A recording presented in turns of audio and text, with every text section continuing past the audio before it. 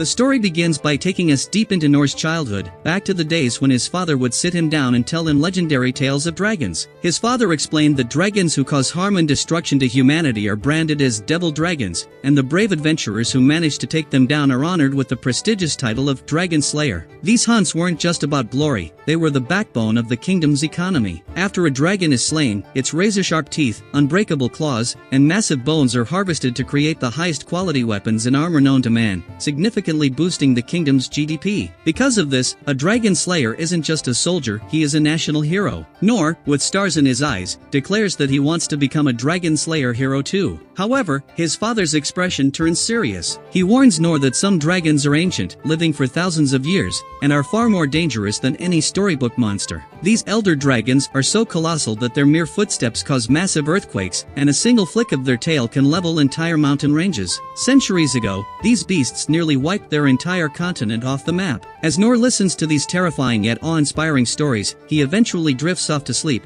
dreaming of one day standing tall against such a beast. The narrative shifts abruptly to the present day, where a nightmare has become a reality. Nor stands paralyzed for a moment as he looks up at the sky above the capital, watching a dragon so massive it blots out the sun. Lin's voice trembles as she identifies it. That is the Dragon of Calamity. The sheer scale of the creature sends a wave of primal fear through every citizen in the city. Prince Rain's commander reports in a panic that this dragon should have been in a deep, eternal slumber, meaning their enemy nation must have used forbidden means to awaken it. Rain immediately takes charge, issuing an emergency decree to evacuate the capital. He orders every civilian to flee while the Sovereign Six are scattered across various battlefields, desperately trying to hold back the enemy's advance. Meanwhile, inside the palace, Gilbert urges the king to flee immediately, warning him that the dragon will turn the entire castle to rubble. But the king stands firm. He tells his soldiers to focus on saving the common people, declaring that he will remain behind to face the dragon himself. From a distance, Lin watches the chaos with a breaking heart. She knows her father's stubborn pride. He will never abandon his throne, even if it means being incinerated by dragon fire. Just as despair begins to take hold, Nor, seeing a dragon for the first time in his life, calmly says, "I think I can handle this." He asks Lin to hit him with the same high-powered wind blast she used during the Goblin King fight, hoping the momentum will launch him into the city at supersonic speeds. Despite the insanity of the plan, Lin trusts her master completely and prepares the spell. Inside the palace walls, the king reflects on the enemy's desperation. He realizes they are willing to unleash this horror just to obtain the dagger, a relic of immense power. The enemy believes that with that dagger, their military might would be unrivaled, allowing them to conquer the world. But the king had always refused to use a power that was beyond human control. In his mind, the enemy king is a fool, but the enemy king mocks him in return,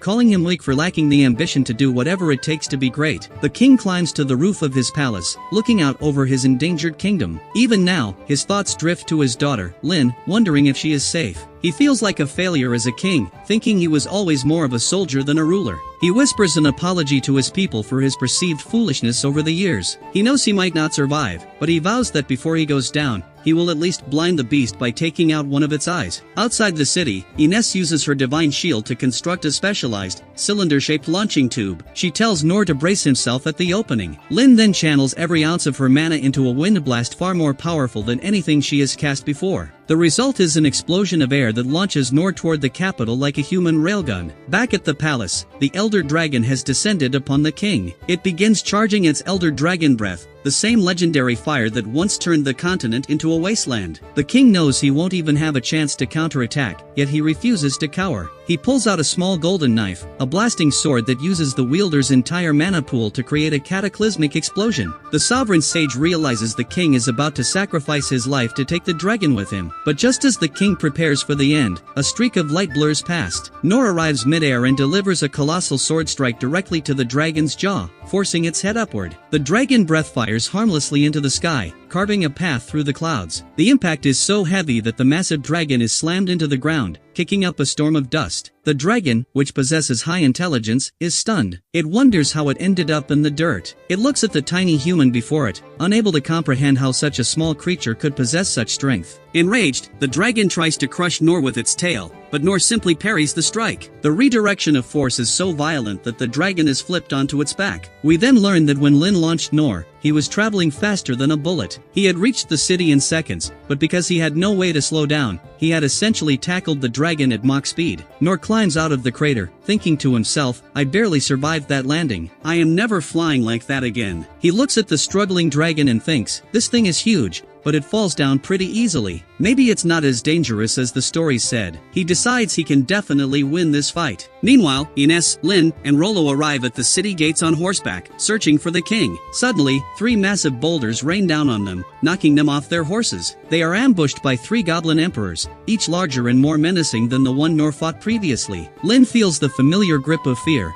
but she forces herself to think like Nor. She tells Ines, don't be afraid, these are just ordinary goblins. This surge of confidence inspires Ines, who realizes that compared to an elder dragon, these goblins are manageable. As the goblins charge, Lin freezes them with ice magic, but they are so strong they almost break through Ines's shield. Rollo then steps forward, using his cursed child powers to telepathically command the goblins to stop. Their minds are seized, and they freeze in place. Lin then completely encases them in ice, and Ines draws a massive divine sword, shattering the frozen goblins into a million pieces. Lin remarks that while Ines is called the Divine Shield, she deserves the title of Divine Sword too. She also marvels at Rollo's terrifying power, realizing that even at his age, he is a force to be reckoned with. Back at the palace roof, the dragon continues its relentless assault on Nor, but every claw swipe and bite is effortlessly parried. The dragon is losing its mind. Its claws are harder than diamonds, yet they are the ones chipping and breaking against Nor's sword. Nor, meanwhile, is looking at his own blade in confusion, wondering why it never gets a single scratch. He decides the mystery doesn't matter as long as it works. The dragon, pushed to its limit, flies high into the stratosphere to launch its ultimate attack. It charges a full-power Elder Breath and fires it directly at Nor. In a feat that defies the laws of magic, Nor parries the beam of pure energy. The breath is deflected back into the upper atmosphere, where it explodes with the force of a nuclear star, lighting up the entire horizon. Ines, watching from below, is speechless. Nor just parried a legendary dragon's breath. The dragon lands, let out a frustrated, deafening roar. Rollo explains that the dragon is furious because Nor isn't even treating it like a serious threat, even though the beast is giving its all. The king watches from the roof, noting that elder dragons are the proudest creatures in existence, yet here, this one looks small and pathetic in the face of Nor's casual defense. In a last-ditch effort, the dragon tries to snap Nor up in its jaws, but Nor parries the bite so hard that one of the dragon's massive teeth snaps off. The dragon collapses, and its glowing red eyes fade to a dull yellow. Lin thinks the beast is finally calm, but Rollo corrects her, no, it hasn't calmed down. It has surrendered. It knows it cannot win. As Prince Rain and the evacuated citizens watch the miracle from a safe distance, Nor stands over the defeated beast, holding the broken dragon tooth. He remembers his father's words about how a dragon slayer hero uses these parts to save the kingdom's economy. But as he looks at the dragon, he realizes he doesn't want to kill it. He sits down on the ground, sighing,